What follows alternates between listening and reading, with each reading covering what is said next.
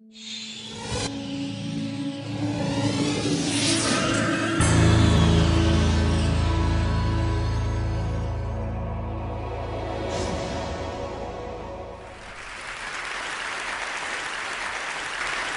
morning, everybody.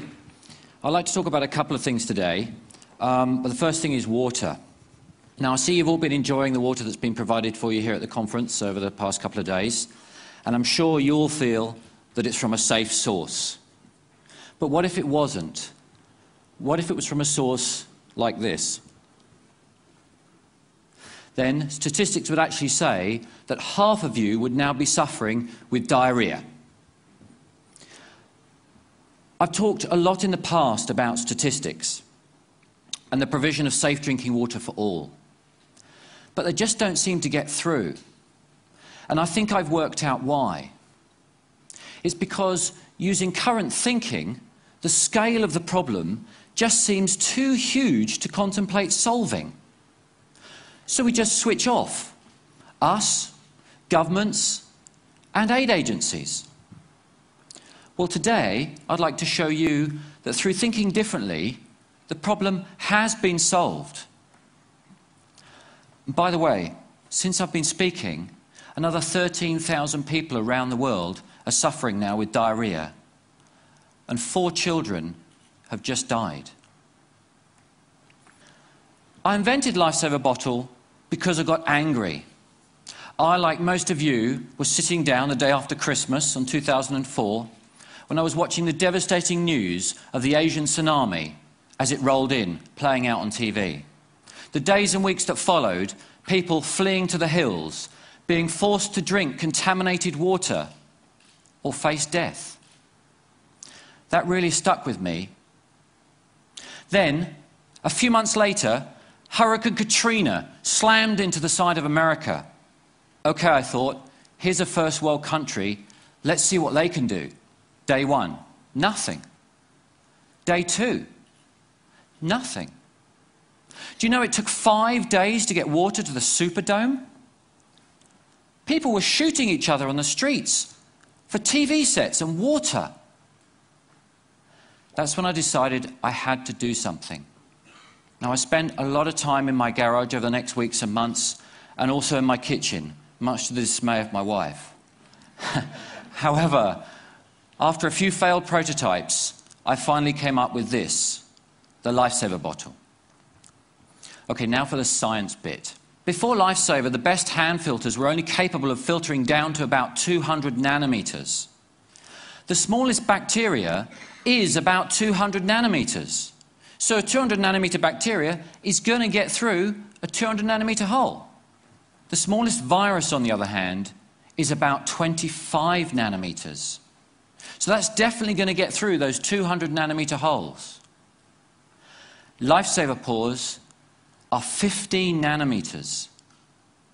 So nothing's getting through. Okay, I'm going to give you a bit of a demonstration. Would you like to see that? I spent all the time setting this up, so I guess I should. We're in the fine city of Oxford.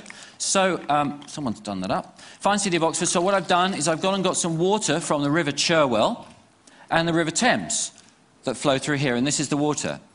But I got to thinking, you know, if we were in the middle of a flood zone in Bangladesh, the water wouldn't look like this. So I've gone and got some stuff to add into it, and this is from my pond.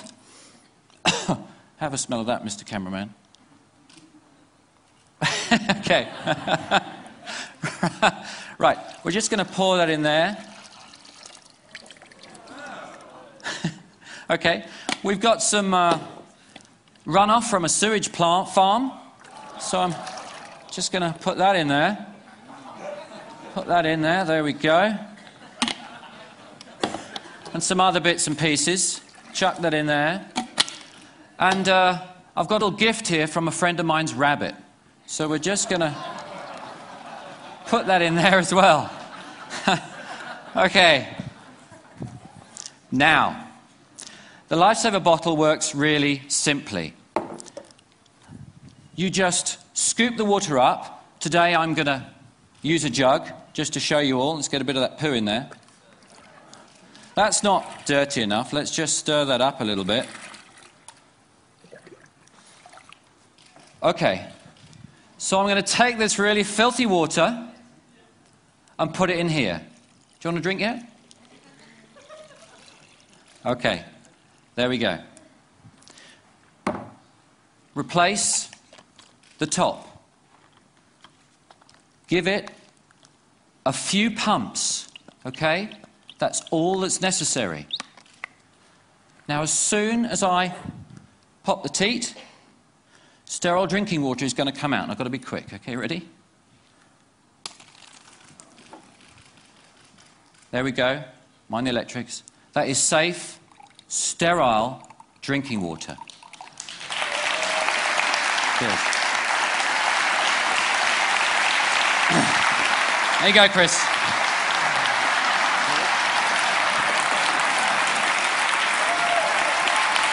What's it taste of? Delicious. Okay. Let's see Chris's program throughout the rest of the show, okay? Okay. Lifesaver bottle is used by thousands of people around the world. It'll last for 6,000 litres, and when it's expired using fail-safe technology, the system will shut off, protecting the user. Pop the cartridge out, pop a new one in, it's good for another 6,000 litres. So let's look at the applications. Traditionally in a crisis, what do? We ship water. Then, after a few weeks, we set up camps. And people are forced to come into the camps to get their safe drinking water. What happens when 20,000 people congregate in a camp? Diseases spread. More resources are required. The problem just becomes self-perpetuating.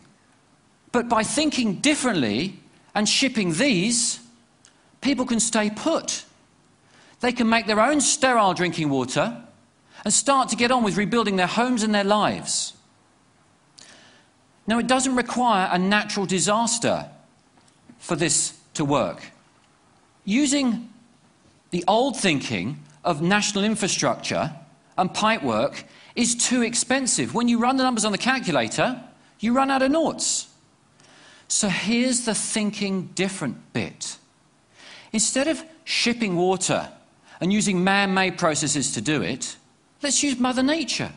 She's got a fantastic system. She picks the water up from there, desalinates it for free, transports it over there and dumps it onto the mountains, rivers and streams. And where do people live? Near water. All we've got to do is make it sterile. How do we do that? Well, we could use a lifesaver bottle, or we could use one of these. The same technology in a jerry can. This will process 25,000 litres of water. That's good enough for a family of 4 for 3 years. And how much does it cost? About ½ cent today to run. Thank you. So by thinking differently and processing water at the point of use, mothers and children no longer have to walk 4 hours a day to collect their water. They can get it from a source nearby. So with just $8 billion, we can hit the Millennium Goals target of halving the number of people without access to safe drinking water. To put that into context, the UK government spends about £12 billion a year on foreign aid. But why stop there? With $20 billion, everyone can have access to safe drinking water. So the 3.5 billion people that suffer every year as a result, and the 2 million kids that die every year, will live. Thank you.